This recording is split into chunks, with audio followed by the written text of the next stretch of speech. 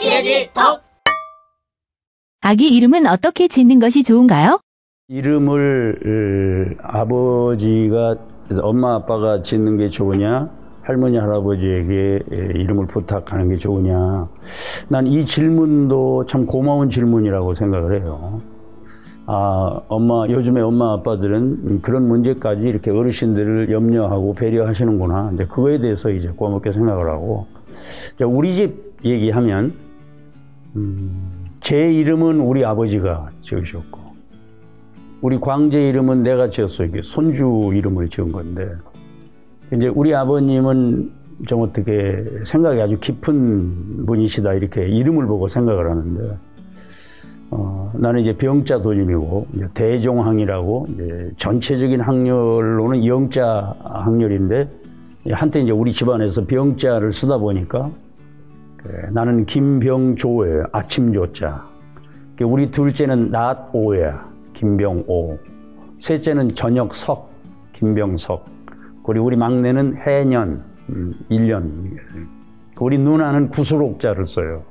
구슬이 아침에도 빛나고 낮에도 빛나고 저녁에도 빛나고 1년 내내 세세토록 빛나라. 이제 그런 뜻으로 이렇게 이름을 지으셨고, 제가 이제 우리 손주를 지을 때는 학렬이 광자인데, 그게 또 대종항으로 용자 돌림인데, 우리 집안에서는 이제 광자와 희자로 돌림을 이제 대체해서 쓰는데, 이제 처음에는 내가 이름을 지어놨어요. 나는 이쪽에 관심이 많아서 손주가 생기기 전에 손주 손녀 이름을 다 지어놨어요.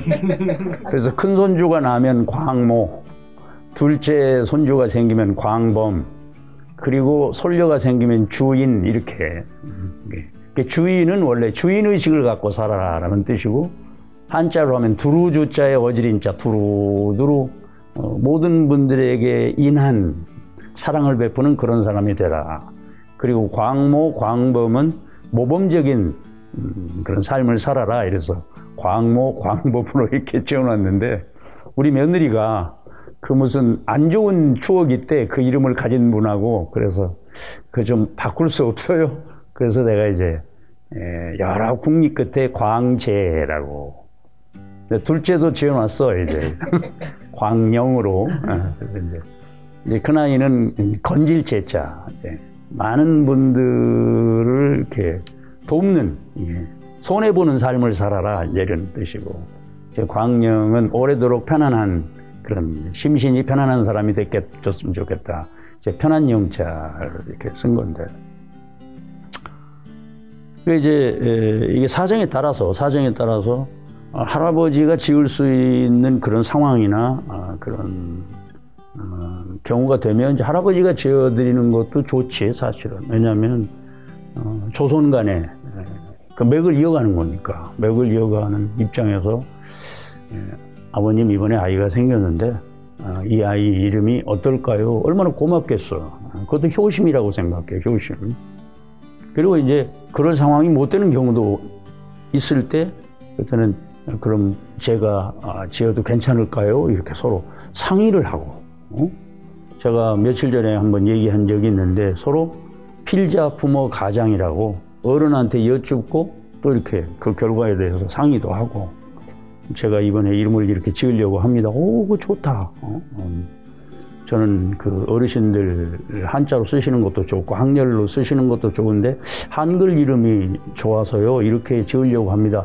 아, 그거 좋다. 이렇게 서로. 또 어르신들 입장에서 아니, 그래도 그렇지.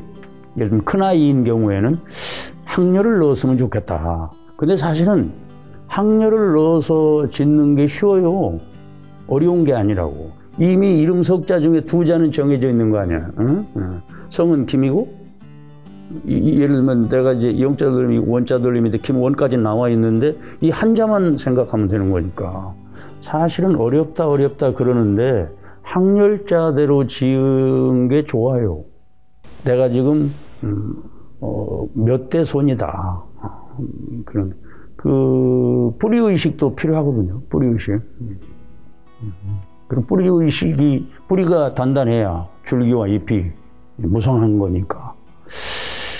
또 세례명도 참 좋다고 생각해요. 세례명. 예를 들면 세례명이라는 게 그런 거 아닙니까? 예를 들면 그 세례명에 성인의 이름을 이렇게 지어서 그분을 닮고자 하는 노력. 호사유피, 인사유명이라고.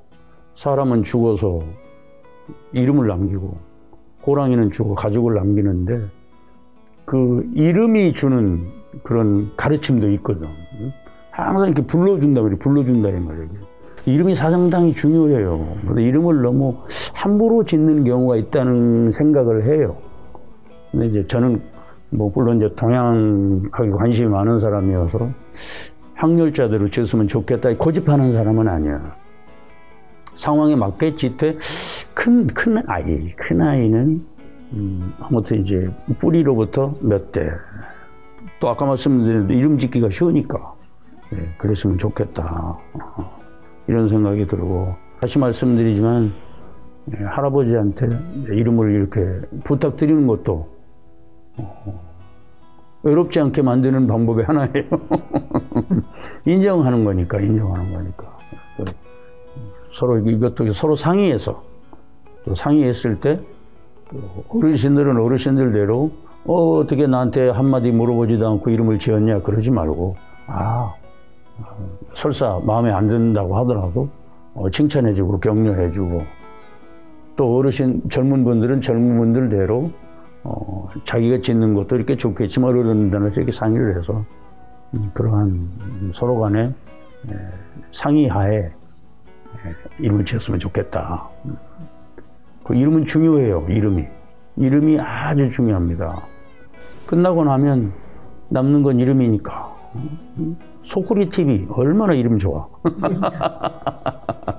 모든 걸 다 담는다는 뜻 아니에요. 이름이 중요해요. 시래기 톡. 배추가 오래되니 시래기가 된 건데. 시래기처럼 좋은 게 어디 있어. 영원히 변치 않고 심심하고 볼품은 없지만 늘 이렇게 우리 곁에 있어서 변함없이 지켜봐 주는 게 시래기 아니에요.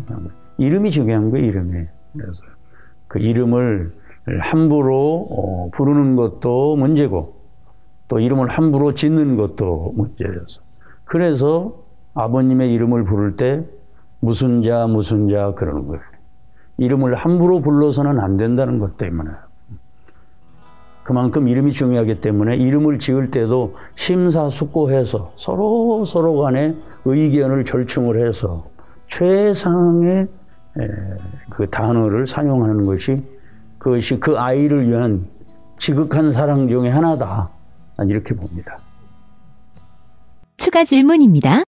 이름 지을 때 쓰는 학렬은 어떤 원리로 되어 있나요?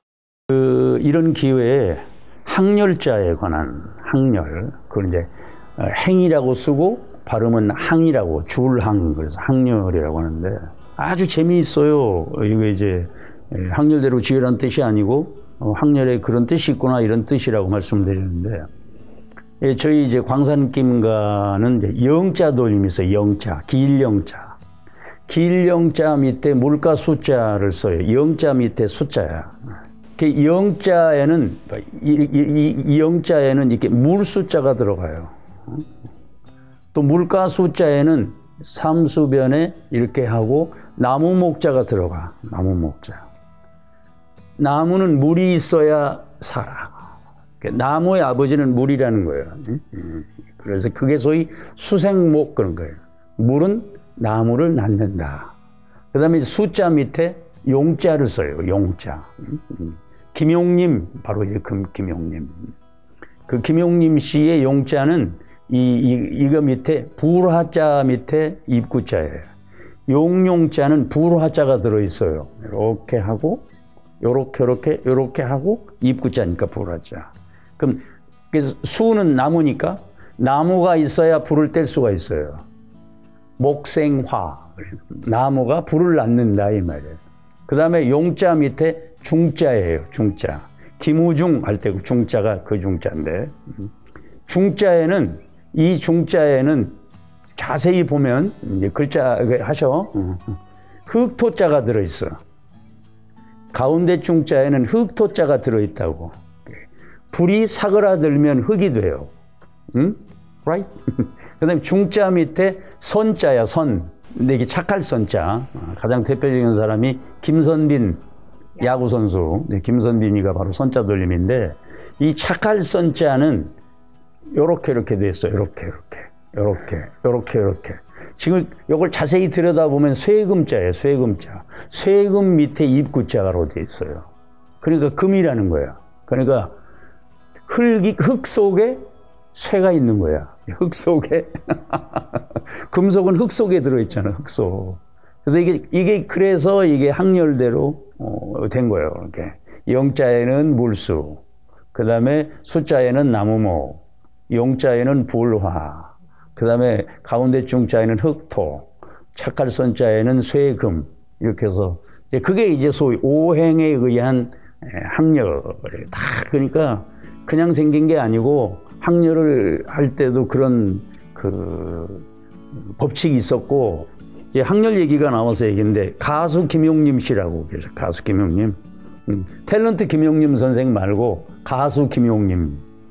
밧줄로 꽁꽁 묶어라 하는 그 아주 예쁜 가수가 계시는데, 그 이제 그 전통을 중시하는 집안에서는 따님들도 항렬을 쓰는 집들이 많아.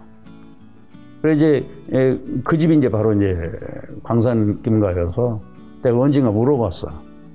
김용림 씨, 광산김 씨지 어떻게 하세요? 나 보면 알지. 항렬자대로 썼네. 어떻게 하세요? 그러면 내가 바로 광김이고 나는 영자 항렬이다. 어머 할아버지시네요. 대부님. 그때부터 대부님이라고 그러는데, 그래서 물어봤어. 어느 날 김용림 씨, 그 이름 때문에 좀 그 곤혹 치르지 않았어? 이렇게 탤런트 김용림 선생 그러면 좀 권위도 있어 보이고 그러는데, 가수 김용림 그러면 좀 이렇게 그렇잖아. 이게 좀 뭐 리타 김, 뭐 이렇게 자니 보이 이래 되는데 에피소드가 있었다는 거예요.